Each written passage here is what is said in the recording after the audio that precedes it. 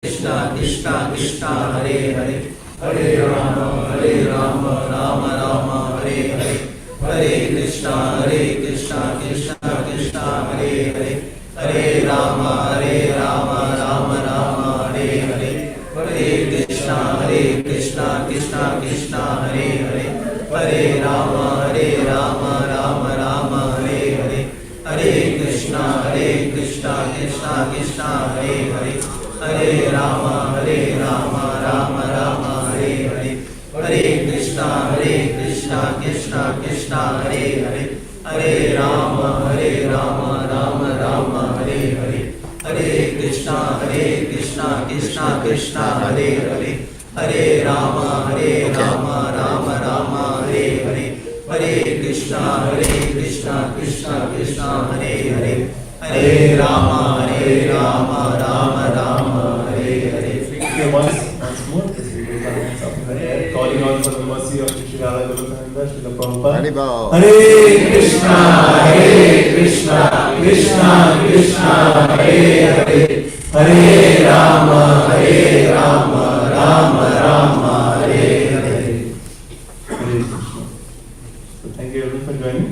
The schedule is we'll have the class by Krishna Goswami Maharaj, and then after the class we have a wonderful presentation about the services of New Goloka, and I'll just leave it at that point. It's nice to have all of you. Anyone here for the first time? Anyone here who is visiting the temple for the first time? Yes. What's your name? I'm Laisha from San Antonio.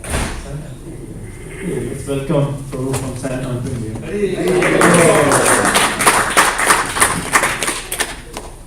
Anyone else? Okay. Also, I'd like to welcome Saurabh Prabhu and Shreya. Can you kindly stand up? They are actually a wonderful devotee couple. They are actually moved to this area, and Prabhu is doing his postdoc at NC State University. So let's welcome them into the New Goloka community. Haribol. Haribol. So, I think without further ado, we'll have the class, and we'll have a few announcements after the class. So, request everyone for the class, you can kindly come forward, especially near the back. You can kindly move forward. We need some space near the door so people can come and be seated during the class. Everyone, please kindly move forward. Thank you. Hare Krishna. Okay. Welcome everyone to New Goloka. And we're going to have a little shorter class tonight than usual because we have all these announcements and we don't want people to wait too long before eating prasadam. Because we know if someone has a hungry stomach, they won't be able to hear philosophy too well. Okay, so we'll chant Jai Radhamadava first. Jayo Radhamadava Kunya Bihari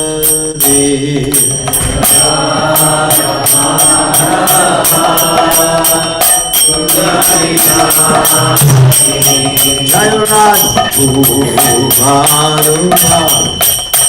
Kunya Bihari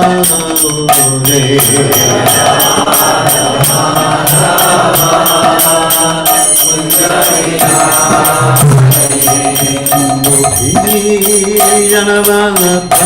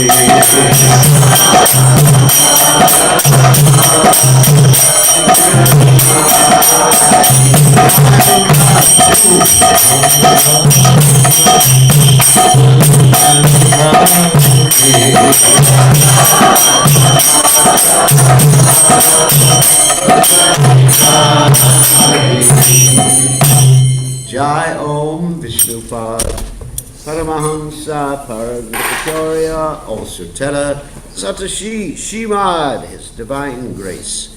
Abhaya Charanada Bhaktivedanta Goswami Srila Prabhupada Ki Jai, ISKCON founder Acharya Srila Prabhupada Ki Jai, Nantakoti Vaishnav Vrinda Ki Jai, Namacharya Srila Haridas Thakur Ki Jai. Prem Se Kaho Shri Krishna Chaitanya Prabhu Nityananda Sidwaita Gadadha Shiva Sati Gaur Bhaktivinoda Ki Jai, Shri Shri Radha Krishna Gopi Gopinath Shai Mukunda Radhakunda Giri Govardhan Ki Jai, Vrindavanam Ki Jai, Maturanam Ki Jai, Jagadava Swami Ki Jai, Manamai Ki Jai, Shrimati Tulasi Devi Ki Jai, Samaveda Bhakta Vrinda Ki Jai, Gaur Premananda. All glories to the assembled devotees. All glories to the assembled devotees. All glories to the assembled devotees. All glories to Shri Guru and Gauranga Srila Prabhupada Ki Jai. Namo Vishnu Padaya Krishna Prasthaya Bhutale Srimati Bhaktivedanta Swamini Namani Namaste Saraswati Devi Gauravani Pacharani Nivashesha Shunyavadi Paschachate Shatarni Omadana Tividanda Shah Gananjana Shalakya Chakshurna Meditam Yena Tasmai Shigravena. I offer my respectful obeisances unto the lotus feet of my spiritual master, His Divine Grace, A.C. Bhaktivedanta Swami Srila Prabhupada, who so kindly opened my eyes with a torchlight of knowledge while I was blinded in the darkness of ignorance. So, we're going to give you all a sample tonight of our evening class that we have every evening at 5 o'clock. And right now we are studying and reading from Srila Prabhupada's book called the Sri Isopanisad. We've gone through many other books of Srila Prabhupada's. We've gone through Bhagavad Gita, Nectar of Devotion, and Nectar of Instruction, and Chaitanya Charitamrita. It's a lot of books. So, of course, we started doing this, what? Krishna book. Oh, Krishna book, sorry, we just finished Krishna book. So we started doing this at the beginning of COVID. Some of you may know what COVID is, but I won't tell you. At the beginning of the COVID lockdown, and we've been doing this every evening. You're all invited to join us, and if you're interested at all in joining us in the evening, you can get submit your telephone number, which has WhatsApp connected to it, to me or to one of the devotees, and then we'll add you to the notification list. So we're going to be doing this as long as I'm here. If I go to India, of course, we won't be doing it when we're in India. And so we send out notifications whenever we're giving a class, but especially this class at 5 o'clock every day. We get quite a few people watching, anywhere between 25 to 40 on Zoom and on Facebook and on YouTube, which is simulcasted. We get another about 20 or 30 every evening. So it's quite well attended, and you can ask questions at the end too. So we're going through, actually finishing Prabhupada's major books with the Sri Isopanisad. So we haven't decided what book we're going to do next. So as far as the Sri Isopanisad is concerned, it's one of the Shruti literatures. Shruti means basically the Upanishads and the 4 original Vedas, the Yajur, Sama, Atharva, and Rig Veda. So these are called Shruti literatures, and apart from the Shrutis, there's what's called the Smritis, which include the Itihasas. Itihasa means like histories, Mahabharata, Valmiki Ramayana, and then also you have the Puranas, which are part of the Smriti literatures, like Srimad Bhagavatam, Vishnu Purana, Shiva Purana.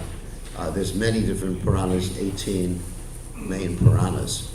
So right now we are studying the Isopanisad, and we are on the 4th verse of the Isopanisad, which I'm going to put up there on the screen so you can follow along with us, because this is what we do. We put our reading or our commentary of what we're commenting on. We share it on the internet so people can watch it at the same time or read at the same time. So it's quite interesting, and I spend a lot of time, especially with the Isopanisad, going through all the different points that Prabhupada is making. With the Krishna book, I was mainly reading a few comments, but with the Isopanisad details the basic philosophy of Krishna consciousness. I mean, of course, it connects very well with the Bhagavad Gita. So both of them together, the Isopanisad is one of the first books that His Divine Grace A.C. Bhaktivedanta Swami Srila Prabhupada published. And in the beginning days of the movement. In the beginning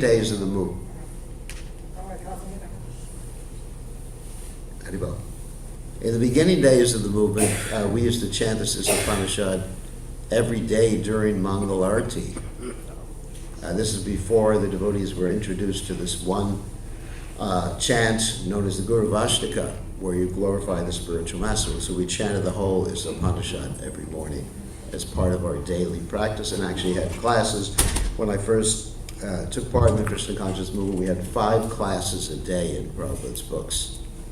And there was the Isopanisad, Bhagavad Gita. At that time, there was teachings of Lord Chaitanya before the Chaitanya Charitamrita was published. So, without further ado, we're going to go on to text 4 of the Sri Isopanisad. And as I mentioned before, it's the basic philosophy of Krishna consciousness. Particularly, it starts with what we call Krishna's ontological position. Like, who is Krishna? What powers does he have? What's his nature? Etc., etc. And so the introduction to the Isopanisad, which is the first verse, but it's actually the introductory verse, talks about how the Supreme Personality of God, I'm just going to paraphrase right now, is perfect and complete. The absolute truth is perfect and complete. You're familiar with this verse, Om Purnam Purnamida. And so many complete units come from the perfectly complete Supreme Personality of Godhead. And he remains perfectly complete. This defies our mundane mathematics, doesn't it? If you take 1 away from 1, what do you get? 0 in this world. But if Krishna manifests something that's perfectly complete, for example, if he expands himself as any of his various incarnations, such as Lord Vishnu, such as Lord Ramchandra, it's not that Krishna is lacking anything at that point. Krishna is tu Bhagavan Swayam ete chansa kalak pumsa. Krishna is tu Bhagavan Swayam. Krishna is the original Supreme Personality of God. So Krishna doesn't lack anything. He creates the material world, and he doesn't weigh less. You understand? Let's say if I spend some money on something, then I have less money, right? But Krishna, if he spends some transcendental money on doing something, he still has unlimited money. So that's the nature of the Absolute and the nature of Krishna. It's amazing. It defies our understanding, logical understandings in this world, doesn't it? It's beyond cause and effect. As Brahma Samhita says, Krishna is sarva karana karana. He's the cause of all causes. In other words, he's the one who made the big bang in the beginning of the creation when there was nothing. Of course, there was something that was called the pradhan, but that's more technical. And then the next verse talks about how the Supreme Lord, the second verse, which is actually verse number 1, although that may appear to be confusing. Verse number 1 talks about how Ishavashamidam Sarvam, that Krishna he owns everything. He owns you, your body, your soul, your wife, your husband, your car. I mean, the car, that's a heavy one. Wife or husband you can take, but your children, your clothes, your country, everything. That's one point in the second verse. And then also, because he owns everything, he also controls everything. That's another point. And another point is because he owns everything, everything is meant to be used for him. Basic philosophy. Like if you're working for someone, let's say you're driving a car, and the car belongs to your employer, then the car is meant to be used for his service. And if you take that car and you just have a wild ride somewhere, and you get in an accident or whatever, you use it for some purpose that he doesn't want you to use it, he's going to take the car away. So what does that mean as far as we're concerned? That we've been given, what have we been given? A human body. Right? Most of us. Most of us. But anyway, not everybody in this room has a human body. There's actually many microscopic living entities. In fact, the vast majority are not humans in this world. And I'm not casting aspersion upon any of you at this point. But, there's microbes and everything in the air. So, but you've been given this gift of a human body. Durlava manasa janma taratruva martadam. And so, as they say, if you don't use it, what? You lose it. You lose it. So what does that mean, to lose the human body? It means next life, oink oink. Or bow wow. Right? Or even worse, get that cockroach out of here.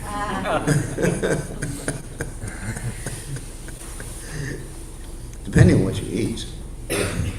As they say, you are what you eat. And if you don't eat prasadam, of course you're not going to become prasadam, but if you don't eat prasadam, then there's some karma connected, even with vegetables. And if you happen to eat a particular type of animal, a fish, for example, you better get used to swimming, because you're going to have fins and a gill. And just like probably somebody's called it surfers, sufferers, Anyway, that's another subject matter. Yam yam papi smaran bhavam yashatayante kalebram. So everything is meant to be used for Krishna. And then there is no karma. That's the third verse actually talks about that. Everyone should act in this way. And we're on the fourth verse today, if we get to it. So then there's no karma, no bad karma, no good karma. You get spiritual life which you never lose the advancement of, right? Swapamapyasha dharmasha trayate mahato bhayat. There's no loss, diminution, no fear. Pretty good, isn't it?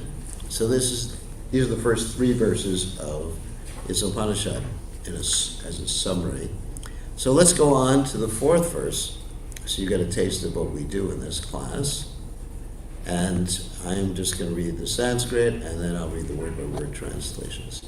Ane jade kam manaso javiyo naina deva apruvan puran harshat tadavato nyan adyeti tishtat tasmin napo matar ishva dadhati.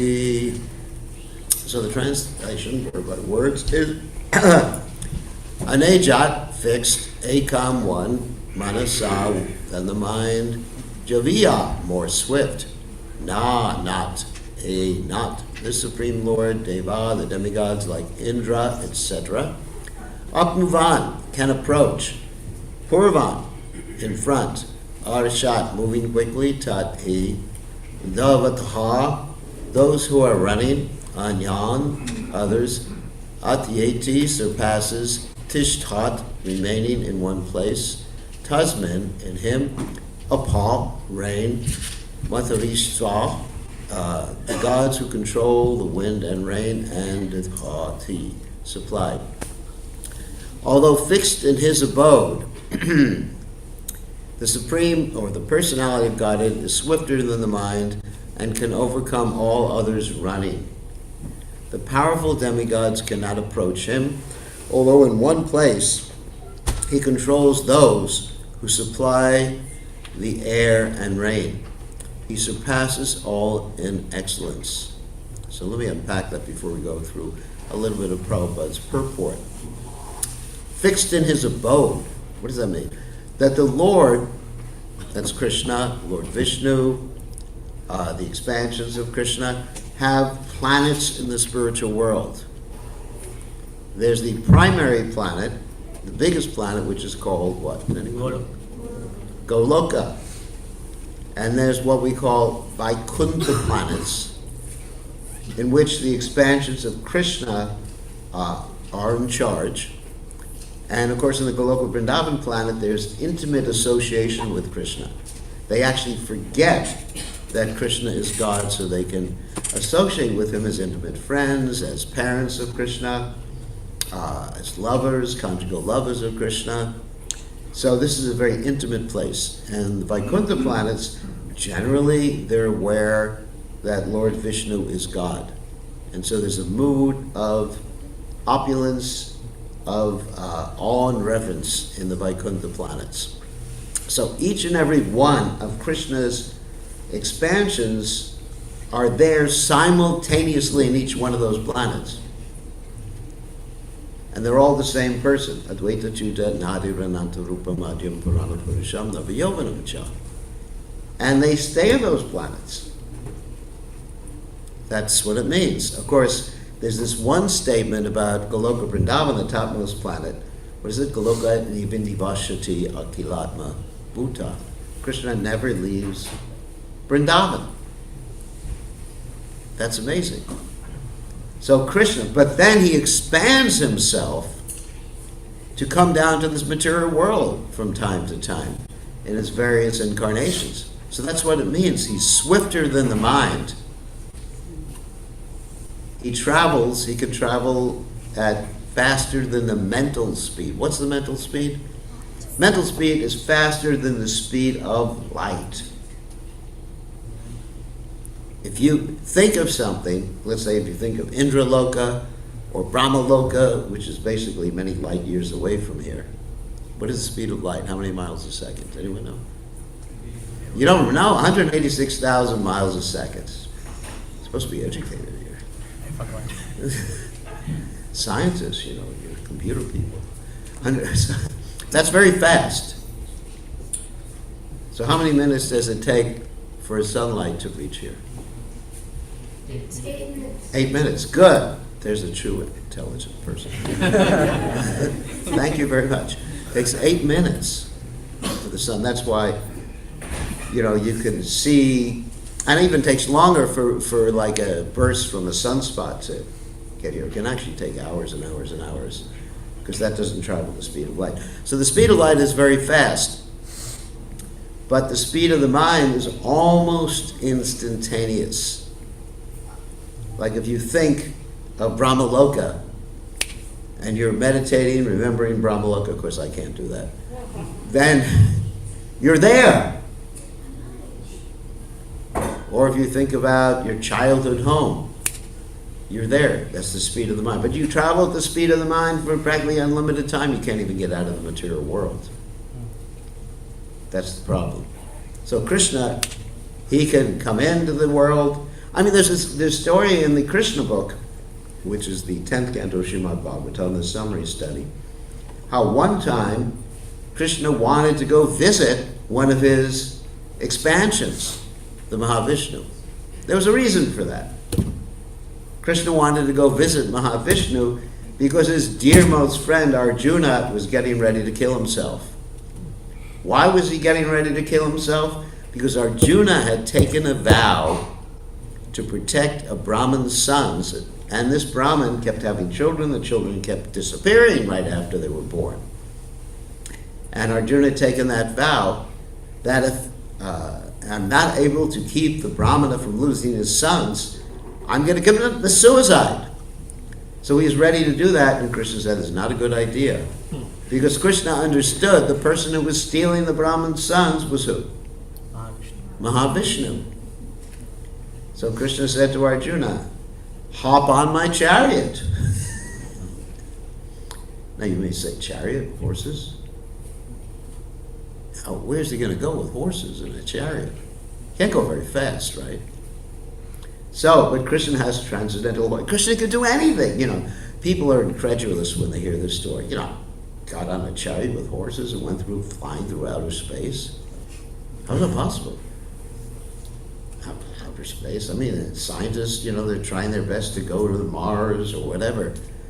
And they say maybe in the year 2026, we'll be able to go to the Mars or Moon or whatever, or Venus, whatever. And but Krishna's God. He can do anything any way he wants. He can travel any way he wants. He doesn't even need horses. Like Narada Muni, he doesn't need horses, does he? He just chants what? What's his verse? Radhiko Ramana. Radhiko Ramana Namane. He just chants Radhiko Ramana and takes his veena with him and plucks away, and he's there. He goes to the spiritual world, anywhere he wants in the material world, and he's there. Amazing. So Krishna, but he does it in this way. So anyway, so Krishna, in order to see his expansion, Mahavishnu, who's a expansion of an expansion, actually, Krishna, portion of a plenary portion, he pierces through the coverings of the material universe almost instantaneously. And each covering of the universe is like 10 times thicker than the other. And, earth, water, fire, air, ether, mind, intelligence, false ego. Most of us are stuck in the false ego covering. Yeah, that's the hard one, isn't it? So he pierces through all these different coverings, and he gets to the Mahavishnu and says hello. And the Mahavishnu, his expansion, tells him, I just played this trick in order to see you. Here's the Brahman's son, you can take him back. And of course they were all grown up by that particular point.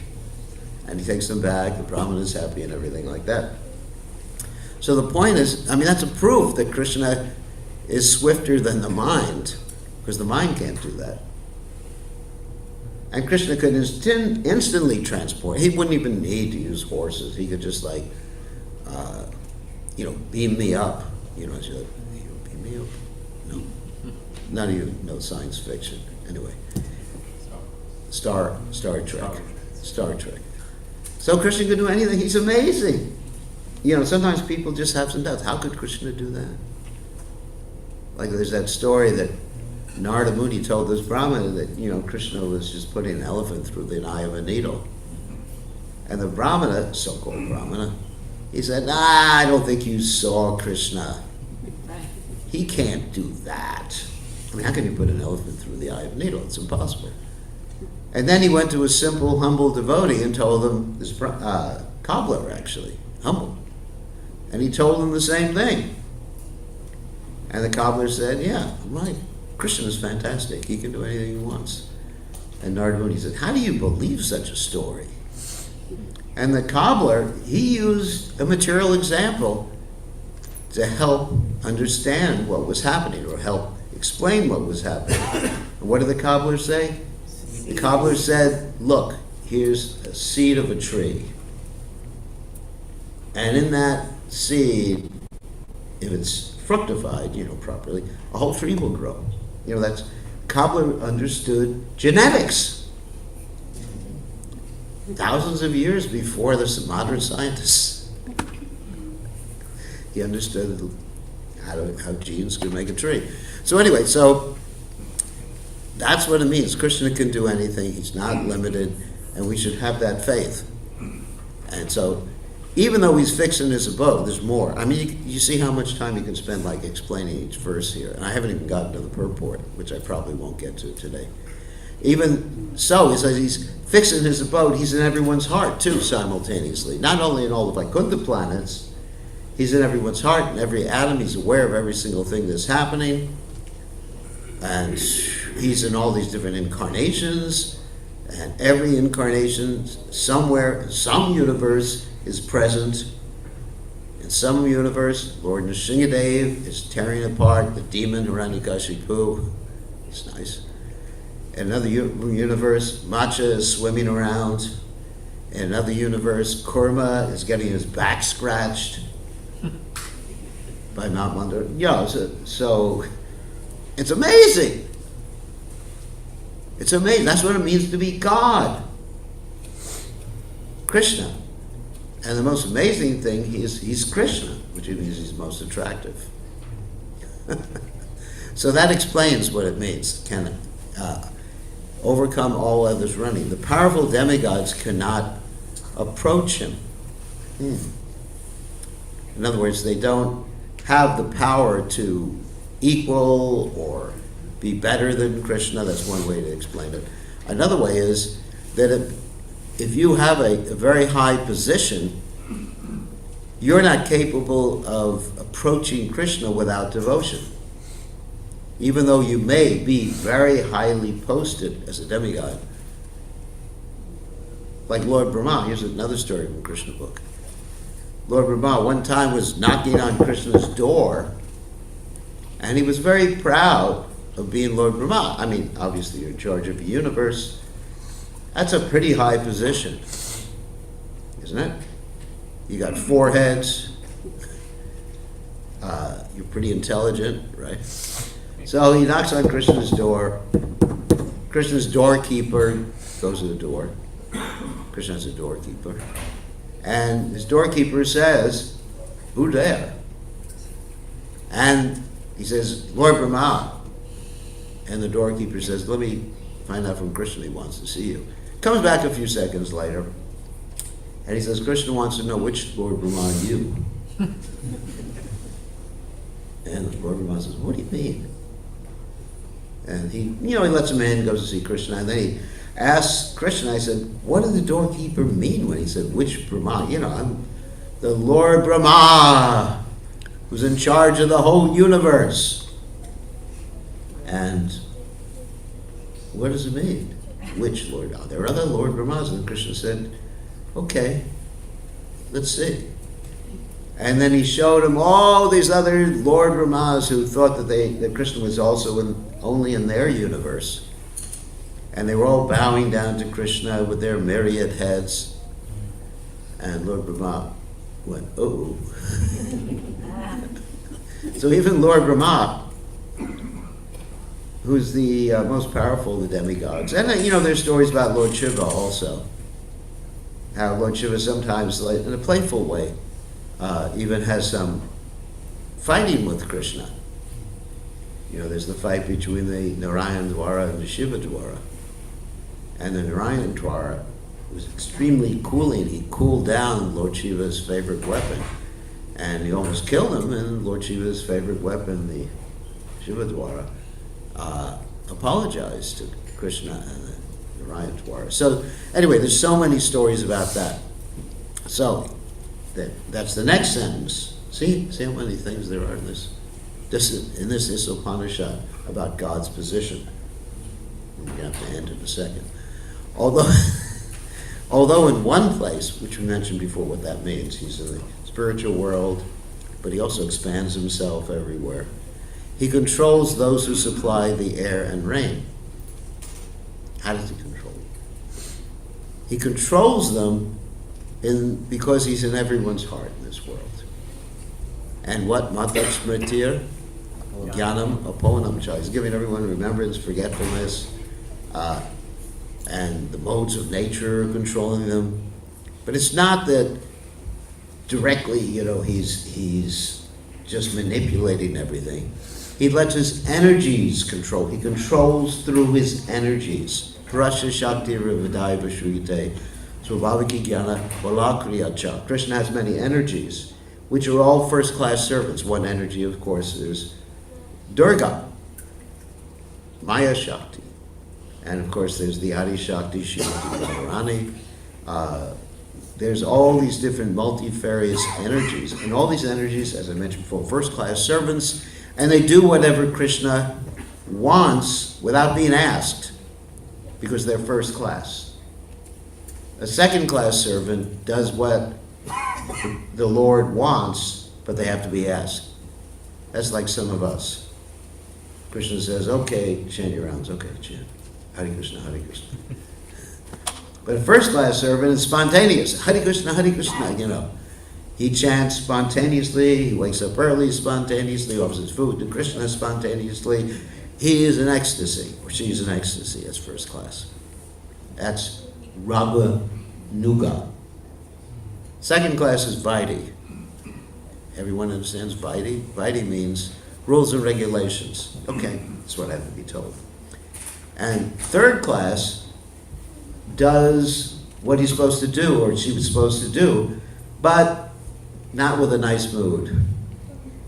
Why do I have to chant 16 rounds of what do I get? Another day older and deeper in debt. Like that song goes. That's third class, Or the guru says, could you please cook this offering for Krishna? All right. Why does he always ask me to do these things? I wish I had a different guru.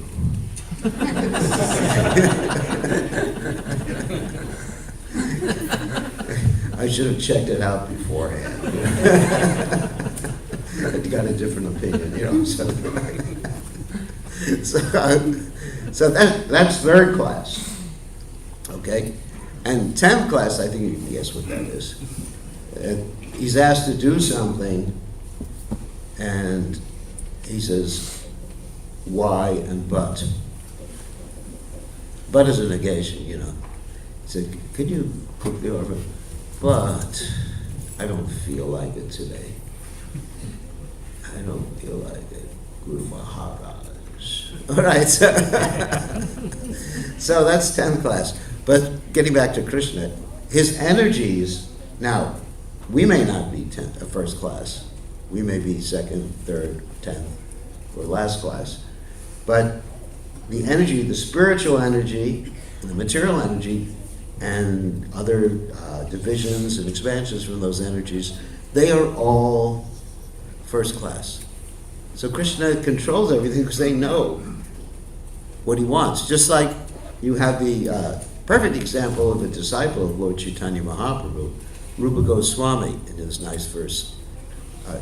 She Chaitanya Manobishtam Shtavitam Yena Bhutale Swayam Rupa Kadamayam Vidati Swapadantikam. The Rupa Goswami who is basically the main acharya in our sampradaya after Lord Chaitanya Mahaprabhu, he knows the mind of Lord Chaitanya Mahaprabhu, and therefore he's a main acharya. We are called Rupa Nugas in the Krishna consciousness movement.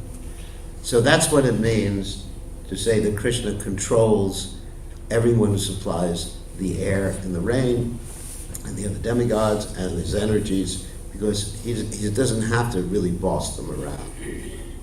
They are controlled by Krishna. And finally, he surpasses all in excellence. What is that? What types of excellence? He's the most attractive. You know Bhagavan? Bhagavan. Bhagavan means full of opulences. He's the most attractive, beautiful, handsome, whatever you may call it. He's the most intelligent, right? He's the most renounced, right? He's the most, what? Strong.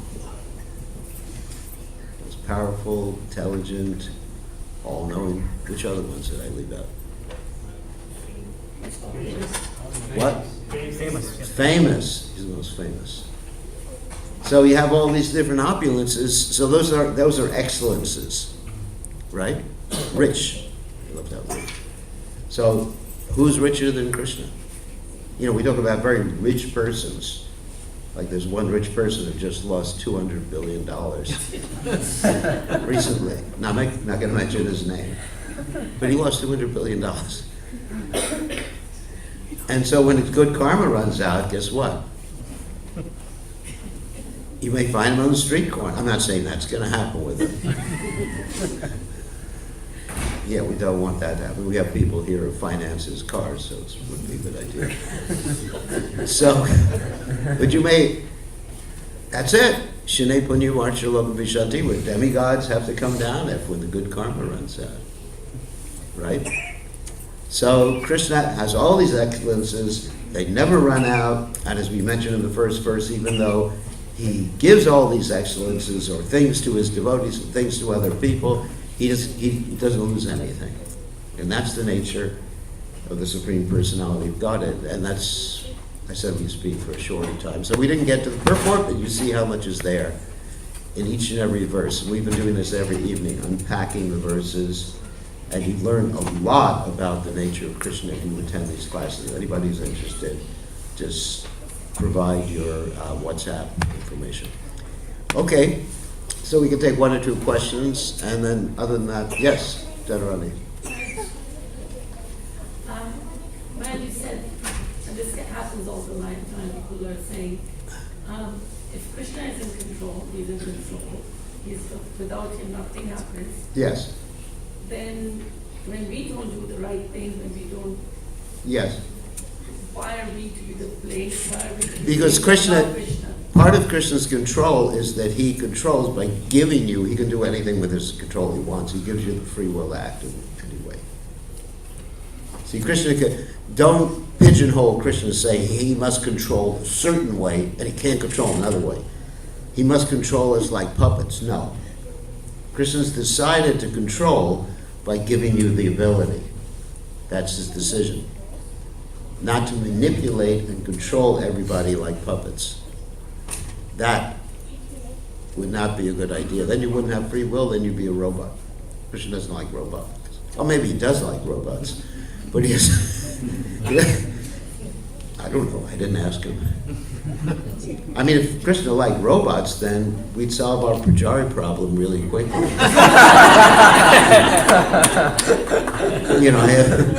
I have some disciples who are expert in robotics,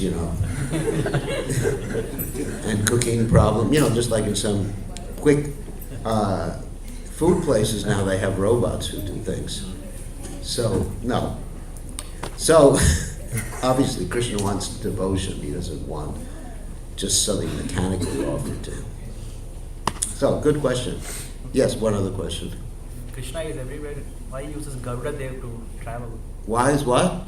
Why he uses Garuda Dev to travel from one place to another? Because he likes to travel too. He's everywhere. Yeah, he's everywhere. And at the same time, he likes, you like to travel. Where do you think your desire to travel came from? right? I mean, yeah, Krishna likes variety. So he wants to travel, he wants to have a good time, wants to have relationships. Why do you think that God should just be like a boring old man? You're just stuck in his wheelchair all the time, you know? God, right? I mean, he wants to have a good time, so he travels. And he also stays in one place, and he travels simultaneously. He can stay in one place and travel simultaneously and do unlimited things in unlimited circumstances and unlimited places with unlimited people. Otherwise, he would be God. Don't try to limit him. See, there's a problem is we generally try to limit him and say, he can't do this, he can't do that. You know, or like people pose this question, you know, can God create an immovable object that he can't move? He could, but how is that possible? I don't know, because God is beyond the logical laws that we are subject to in this world. God is beyond logic. He's beyond cause and effect. Now, do you understand what beyond cause and effect is? Mm-hmm. I don't. I mean, I can understand theoretically, but to realize what it means to be beyond cause and effect, how can you have something without a cause? Huh? I mean, I was a scientist before. It just doesn't compute in my brain how you can have something without a cause. So I accept that on faith because that's Krishna, that's God. Otherwise, how could you have a Big Bang at the beginning of the universe? Where all of a sudden there was nothing and then boom, there was something. There was no time, there was no space, no energy. And what about the conservation of energy?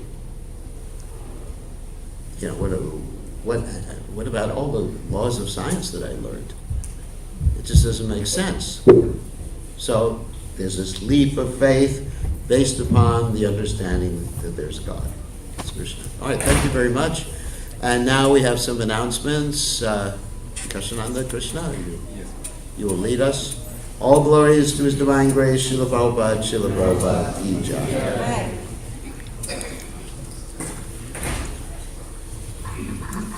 Hare Krishna. Hare Krishna. So, let's first of all thank Maharaj for giving such a beautiful overview of the Isopanisad. So let's big Haribol to Maharaj. Good job. So, if anyone is not aware, every evening at 5 p.m. Maharaj does a Zoom call